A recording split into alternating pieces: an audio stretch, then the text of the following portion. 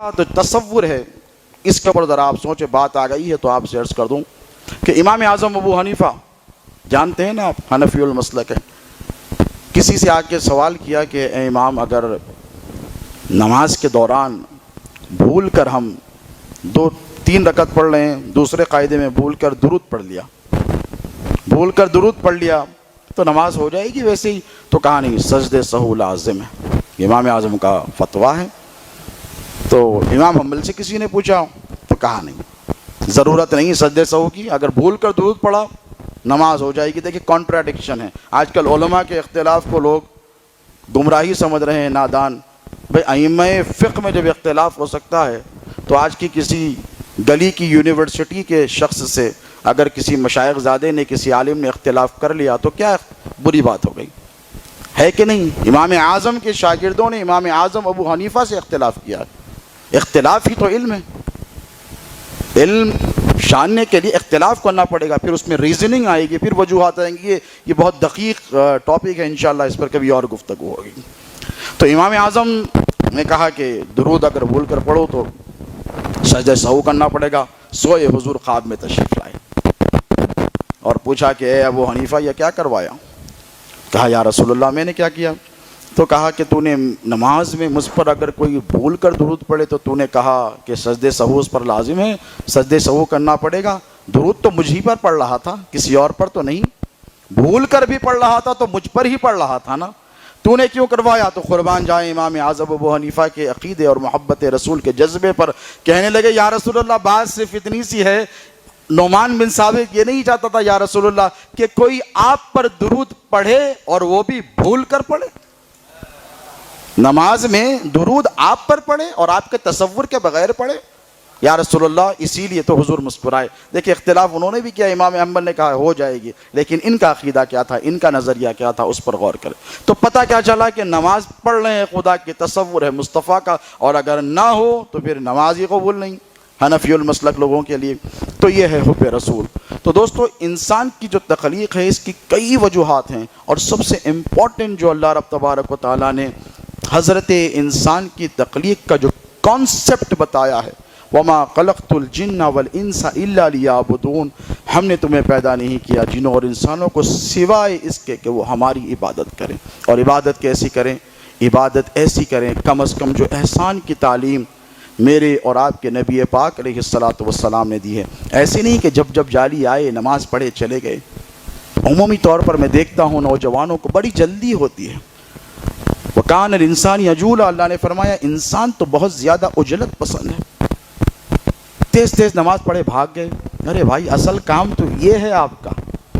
You have been created for this purpose only, کہ آپ اللہ ہی کی عبادت کریں, اس کے سوا کوئی آپ کا کانسیپٹ نہیں ہے تخلیق کا. یہی وجہ, مگر تیزی یہیں پر. سارے کام اطمینان سے کریں گے, 1 گھنٹہ موبائل فون میں سوشل میڈیا پر خراب ہوگا, لیکن نماز کے لیے, مسجد کے لیے, بیٹھنے اللہ کے ذکر و اذکار کے لیے وقت نہیں ہے. یہیں پر اجلت کر بھاگ جاتے ہیں حضرت انسان. حضور اقدس صلی اللہ تعالیٰ علیہ وسلم مسجد نبوی میں تشریف فرما ہے, اور میرے نبی نے دیکھا ایک شخص آئے, صحابی رسول, صحابی تھے, آج کا کوئی مصلی نہیں, حضور کی صحبت یافتہ تھے. آئے اور بہت تیزی سے نماز پڑھی, جیسے آج کل نوجوان پڑھتے ہیں جب, اور کوئی تیاری نہیں نماز کے لیے. مسئلہ تو سب سے بڑا یہ ہے کہ اگر آپ شادی ولیمے میں جائیں, ماشاء اللہ زبردست تیاری کریں گے, بیگم سے کہیں گے وہ سوٹ نکالو, وہ شیروانی نکالو, اس کو استری کرو, جوتا نکالو, اس کو پالش کرو, ساکس نکالو, پرفیوم نکالو, عطر نکالو, اچھی گھڑی نکالو. کیوں؟ دنیا کے کسی عہدیدار سے ملنے کے لیے, عزت دار کے پاس آپ دعوت میں جا رہے ہیں. افسوس یہ ہے کہ جب مسجد کو آتے ہیں کچھ بھی چلتا. بیگم بتے رہے استری ٹوٹی, ارے مسجد کو جا رہا ہو نا. اس کا وبال یہ آ رہا ہے دوستو کہ ہم جو ایسی حرکتوں پہ ملوث ہیں, میں یہ نہیں کہتا کہ بہت نئے کپڑے پہن کے آئے, لیکن جب آئیں اللہ فرماتا ہے کہ مسجدوں کو زینت بخشا کرو. کس سے؟ اپنے لباس سے. اچھا لباس پہن کر آؤ, صاف ستھرا لباس پہن کر آؤ. جانے والی دیکھے تو دیکھو کتنا ڈسپلنڈ آدمی جا رہا ہے. ہم مسجد کو آتے ہیں, بٹن کھلے 3, ڈرے اللہ اکبر پیر کھول کر, بڑے غرور تکبر کے ساتھ. ارے میں نے کہا کس کے سامنے تکبر بھائی؟ خالق ارض و سماوات کے سامنے. تکبر اللہ کے سوا کسی کو زیب دیتا ہی نہیں ہے. اور اگر کوئی پولیس والے کے سامنے جائے, غلطی سے کوئی گاڑی چلے گئی رات میں, 3 بٹنا کھلے, فوراً لگا لیتے, کھول کے ٹھہرے تو راؤڈی شیٹ اوپن ہو جاتی. ہوتی نہیں ہوتی بولیے آپ؟ ارے راؤڈی شیٹر دکھ رہا ہے, بٹنا کھول کے ٹھہرا ہوا ہے, راؤڈی شیٹ بک ہو جاتی, فوراً پولیس کی گاڑی دیکھ کے لگا لیتے. اور مسجد میں آئے تو 3 بٹن کھلے. نے کہا واہ, یہ حضرت انسان کا مزاج ہو گیا ہے دوست. اب پھر وبال نہیں آئے گا, پریشانیاں نہیں آئیں گی, بیماریاں نہیں آئیں گی, کورونا وائرس نہیں آئے گا, تو پھر کیا آئے گا؟ وما خلقت الجن والانس الا لیعبدون. آپ کی تخلیق کا یہ کانسیپٹ اس لیے ہے کہ آپ آئیں, اپنا حق ادا کریں, اللہ رب تبارک و تعالیٰ کی یاد میں بیٹھیں, اس کے ذکر میں بیٹھیں. لیکن ہمارے پاس ان سب چیزوں کے لیے وقت نہیں ہے. آقا کریم علیہ الصلوۃ والسلام کی محفل ہے, میں نماز کے حوالے سے کہہ رہا تھا. ایک صحابی آئے, بڑی تیزی سے نماز پڑھ لی, حضور دیکھتے رہے, کیا ادھر آؤ. وہ آئے بھاگے بھاگے, یا رسول اللہ کیا کیا کیا؟ کہا رسول اللہ نماز پڑھیے, پھر سے پڑھ.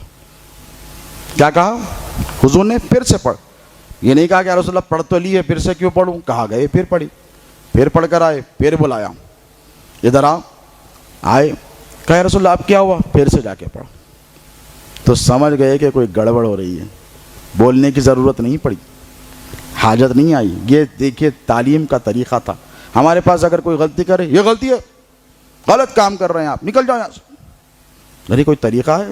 تھوڑی بڑی داڑھی ہو گئی, مولانا ہو گئے, کیا ڈگری لے کر آ گئے, نکلو, جاہل ہو تم.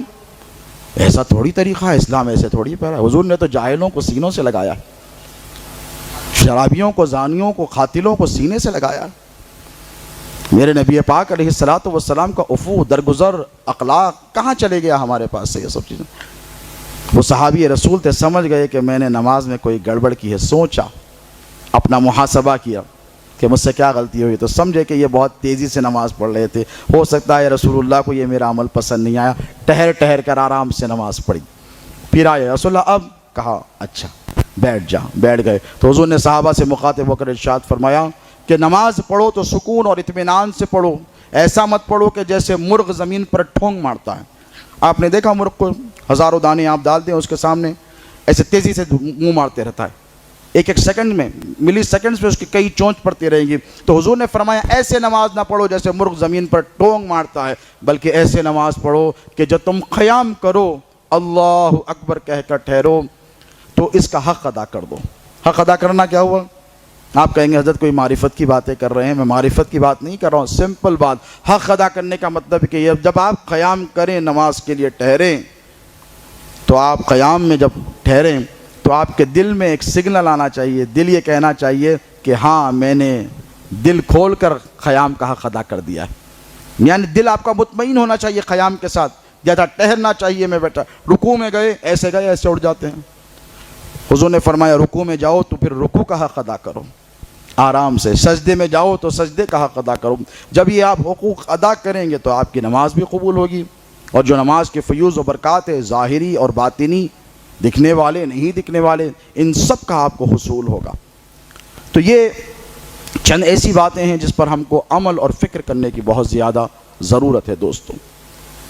وما خلقت الجن والانس الا لیعبدون. ہم نے نہیں پیدا کیا جنوں کو اور انسانوں کو سوائے اس کے کہ وہ ہماری کیا کریں؟ عبادت کریں. اور جیسے میں نے خطبے کے تقریر کے اوائل میں کہا تھا, انیشیل سٹیجز پہ, لمحات میں, کہ عبادت صرف نماز کی حد تک محدود نہیں ہے دوستوں. ہمارا مسکنسیپشن جو ہے, ہم سمجھتے ہیں کہ صرف آئے نماز پڑھ لیے کام ہو گیا, اور دیگر بھی ایسے امور ہیں جو چیزیں اللہ کو راضی کر لیں ان کا شمار عبادت میں ہوتا ہے کہ نہیں بتائیے؟ کسی کی مدد کر دینا, کسی کی امداد کر دینا, کسی کی دستگیری کر دینا, یہ سارے ایسے امور ہیں, خدمت خلق ہے. ان سب چیزوں پر حضرت انسان کو غور و فکر کرنے کی ضرورت ہے. اور آج ان سب چیزوں سے جو سب سے بڑی چیز مانے ہیں, یعنی جو چیز روک رہی ہے ہماری نوجوان نسل کو, ایجوکیشن ان کا متاثر ہو رہا ہے, تعلیم ان کی متاثر ہو رہی ہے, نمازیں ان کی متاثر ہو رہی ہیں. فون پر تھے, اذان ہوئی, آئے, جب جب جالی نماز پڑھے بھاگ گئے. کیوں؟ فون دیکھنا ہے، فیس بک ہے، سوشل میڈیا ہے، یوٹیوب ہے، نیٹ فلکس ہے، پتہ نہیں کیا کیا چیزیں ہیں، ان پہ حضرت کو مشغول رہنا ہے۔ ہماری نوجوان نسل کی سب سے بڑی خرابی یہ ہے کہ ہم unnecessary unrequired useless انفارمیشن کو ہمارے ذہنوں میں اوور لوڈ کر رہے ہیں۔